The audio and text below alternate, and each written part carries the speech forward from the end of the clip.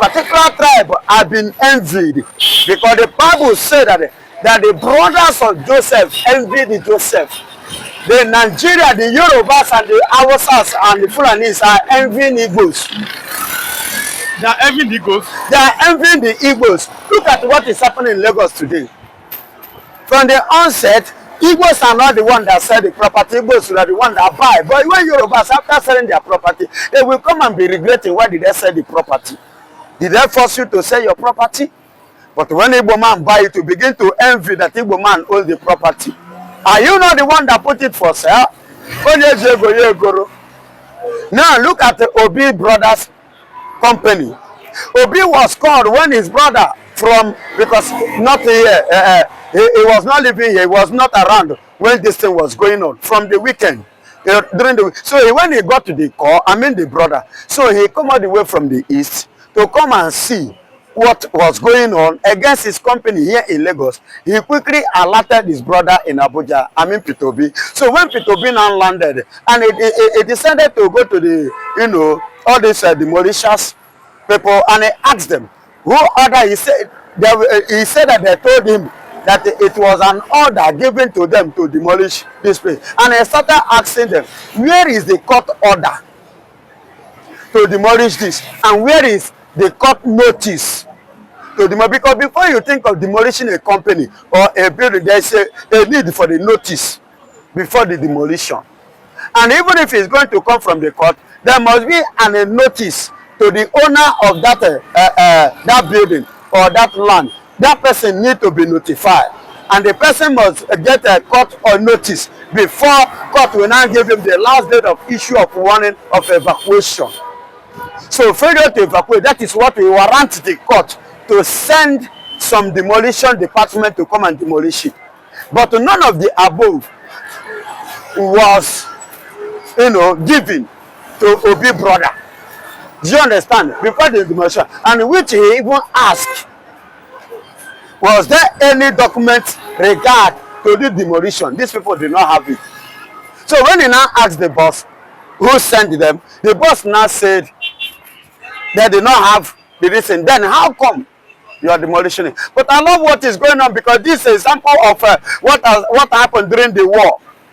And after the war, that the Igbos, all the money, all the Igbos businesses, all the Igbo people's houses, all their properties were seized by Nigerian government. They seized it in order to do what? To deal with the Igbo people, to frustrate the Igbo people, to finish the Igbo people. But instead of dealing with the Igbos are waxing strong. Igbos are moving forward. Igbos are waxing and gigantically. They are growing because the grace of God is with them. Because they are the children of God, the chosen generation, the elected by God, not by any man.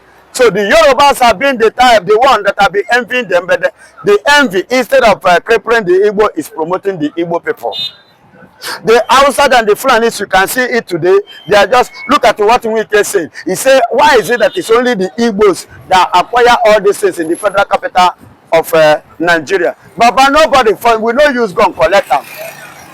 We hustle to make our money. As I'm just hustling in speech now, in speaking now, it is a hustle. So you hustle to make your money, and then they make this money, they use it to buy the property which they have lost. And they did all this to weaken the Igbos, unknowingly to them. And let me tell you, I will continue to say the truth. Do you know that the wickedness of Nigeria towards every Igbo man is what is affecting Nigerian development? It's what is affecting Nigerian economy. It's what is affecting Nigerian success. It's what is affecting Nigeria expansion. It's what is affecting Nigeria being, a global nation to be recognized. What the Nigerians are doing to the Igbo people is what is affecting them, both mentally, both governmentally, both structurally, both mindset, both economically, both in sociality, both in education, both in everything. Nigeria is going down because of the attitude towards Igbo people. In terms of area of finance, they are nowhere to be found without the Igbos. Yes, without the Igbos, Nigeria is nowhere to be found.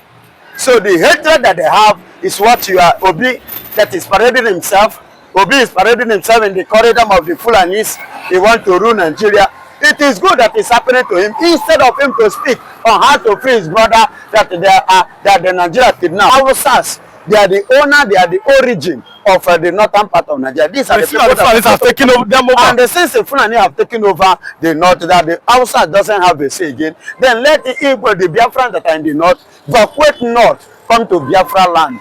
Let us have them stay in the north. Whosoever that want to run party of cow, he should go to the north and discuss and buy a cow. So whatsoever, whichever way they conclude, it is their own cup of tea. But to come in to launch in the southeast, see, my brother, this is a strategy of the conquest that they are pointing on how to conquer Nigeria and Islamize Nigeria. This is the strategy. Please, let's take a look at how these people enter north. Was it not the same Lugal, Keneko? It was that same system that they used to enter north, and today they are conquering Hausas. Was it not the same strategy they used to enter Kwara State? Today they are conquering Yoruba that they have taken over. So what are we actually saying? This is their system, the strategy that they used to enter a place and they will conquer that place. The same system they used to enter Benue. Today Benue doesn't have a say again. The same system that they used to enter Plateau. Today as we speak, Plateau people doesn't have a, they are the one that have dominated. See, we don't need them in the Biafra land. We don't need them in the south, in the east. Please. Now, Biafra evangelists, let's look at this other angle. But if you are watching, like I said, if you have not subscribed, kindly subscribe and on notifications. Then also like this video, like and share to others. Now that Mieti Allah is asking for peace, which is good across all parts of Nigeria, even though they have warned all Nigerians that don't profile the Fulani. If you provide them, it may cause a mayhem in any part of this country. But the question is that the Fulani themselves, I mean not the innocent ones, the criminals among them, are they above the law? Nobody is above the law, but the system of Nigeria that have been messed up make it to appear that some certain group of people in this country are like being above the law. And that is why you see what is happening is happening. Baba, I am not happy when you mention Fulani, whether they are good ones or criminal ones. I don't bloody care. Fulani is a Fulani. Like I said, all Fulanis cannot be the same. There are certainly going to be some good ones among them. They are not the every time. As a result of the way what has happened, Fulani is a Fulani. As long as I am concerned, Fulani is a, I don't need their residing, I don't need their relationship, I don't need their communication in the whole southeast. Please, these people, they are inhuman. They are not human beings. They are inhuman. They are not people to stay with. They are not people to live with. Their mentality and their way of reasoning and understanding is abnormal. It's abnormal. So they are not people to live with, to dwell with. Please, let them stay. Let them stay in their, they have conquered north. Let them stay with their brother that is in the north. Let them live east alone. Why I'm saying this is that I'm not telling you Mbak can even succeed today because he believes he's a governor today to give them a place. Please, my brother, they give them a place. We go recover our land though. No matter what we from Amba and the Soludo and Co. do, they are not going to be there permanently. They are not going to be there forever. We own the land. We will come and collect our land. We will come and collect our, because you cannot take my land and give to a Fulani. If I want to sell my property, I will declare it for sale. I will put it for sale. If they have the money to afford it, I will collect the money and I will leave it for them. And automatically, I will not come back for it. But we are by the door. Because somebody, you planted somebody as a governor, he will not collect my land forcefully from me and dash you. For what? It's not going to work. Oh. It's not going to work. Oh. So let's look at it in a particular angle. Many Igbo youths have been accusing Obi'S of lacking that will to save them during the invasion of the armed S-men. Now, what do you think should happen to Obi'S as security group in the Igbo land? Many Igbos are angry that while Amotekun seems to be trying their best to secure Yorubas, Obi'S nowadays is nowhere to be found. Look at what do you think that Ebubago, look at Udogachi, look at Agune Chamber. Go and see what those people are, the atrocities they are committing. Atrocities Yes, they are killing. or defending their people. They are not defending. From invaders. They are using it. They are using them. They are elements of the government against their own people. There are some Ebonyi State citizens. There is no land for Fulani herdsmen anymore in the eastern part of Nigeria. The Fulani should go back to their north and graze their cow. The Igbos are renting shops in the north and paying their money. If the Fulani want our land, they should pay to us. Now, these are coming from the Igbo youth this lovely morning. No more free land for Fulani to raise their cow. If they want, let them buy land from our villagers. The Igbo seems to have expelled them. And this is causing because yet Allah has warned anybody that threatens herdsmen, they will retaliate. So this is coming from yet Allah. But Igbos are saying no. No more free land for any Fulani herdsmen anymore. If you are watching for the first time, kindly subscribe to this YouTube channel, on notifications, drop your comment, click the like button and share this video to others. Mr. James the Waymaker, where do we start from here? The Igbos are threatening, Fulanis are threatening. What do you have to say? Thank you so much for having me. The honest truth is that what is worth doing is worth doing. If Igbo man can go and rent shops in the north and sell their spare parts, do their business the same way the Fulani should buy their land and do their ranching. Go to Ghana here, our neighboring country. Have you ever heard the clash between herdsmen and farmers in Ghana? In other African countries in Europe? No, because we are more than that age. It's a business. Do you know how much is the cost of one cow? You have it, it depends on how big the cow is. We have 1 million, we have 2 million cows. Then somebody will now use my own farm that I use money to cultivate, bring your cow to my farm to come and destroy my farm, to feed your cow that you're going to sell in millions. Who does that? It is only in Nigeria, which Fulani feed that they hold this country, they can all this kind of thing can happen. It can't happen any other way, and that's why there will not be peace. Let me tell you that Bola Ahmed Tinubu is shying away from the truth. Bola Ahmed Tinubu knows what to do, but he's afraid of these Fulani men. Because Sultan of Sokoto feed, they hold this country, they will tell you that social media is a terrorist organization and all that. Bola Ahmed Tinubu is not doing anything.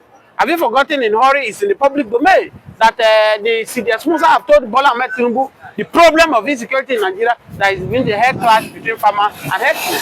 What does that tell you? It's simple to do.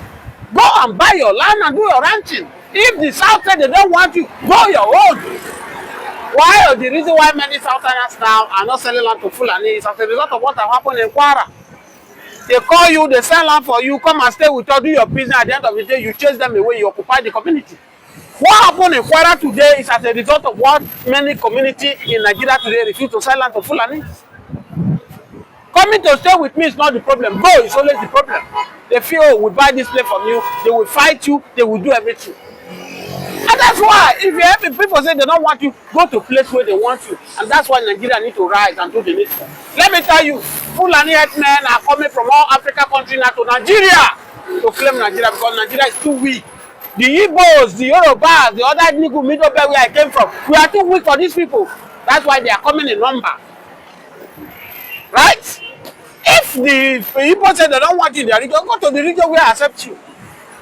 These people are coming and falling and they are not Nigeria Fulani. If they are Nigeria Fulani, I will tell you that they will have been selling land for them to rear their cow. But why Nigerians are afraid to sell land to Fulani for their rugas is because they are coming from outside country, they are not Nigerians.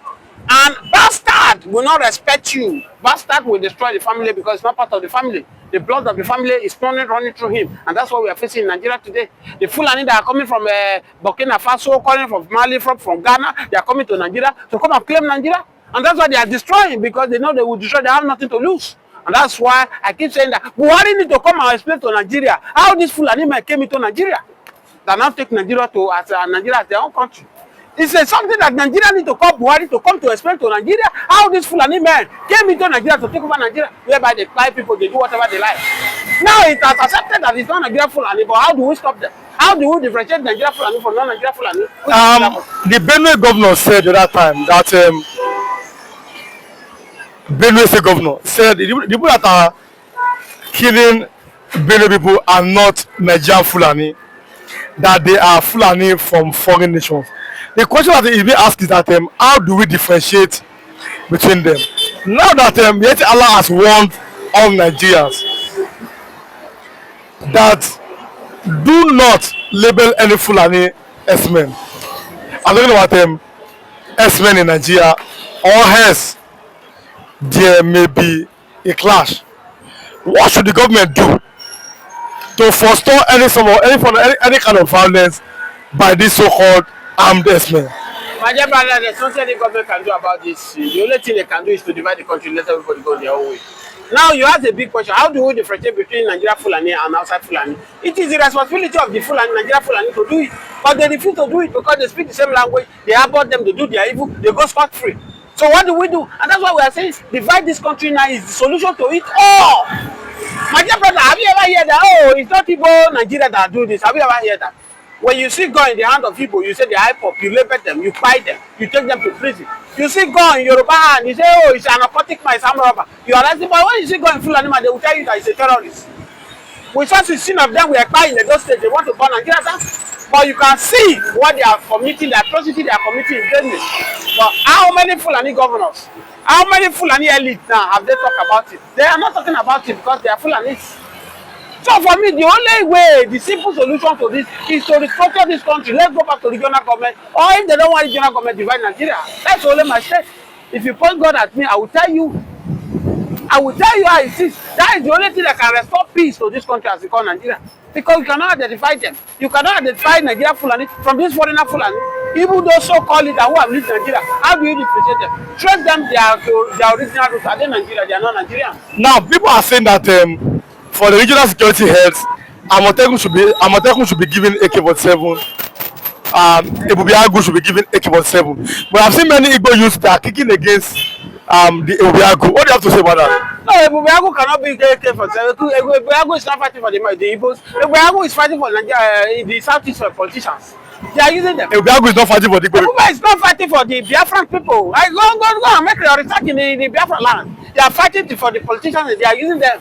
That's why I tell you that the Southeast people are the problem of them. The Southeast leaders are the problem of the Southeast. You say Samuel Ekpa is the problem of Southeast. Samuel Ekpa have taken away what stopped the governors of the Southeast to come together to form one security outfit like the one of Amotekun in Southeast. That is uniform. Rather you hear South Oludo is forming Agbone Chamber. Hope Uzodinma is forming Obi'S. This one is only so during the election they use them to maneuver people. They use them to kill their own the same Igbo people. How do you think Igbo people will accept that there's one security outfit called Agbone Chamber? This one. They have not given them gun and see the atrocity they are committing in Bolan. So what we are saying is that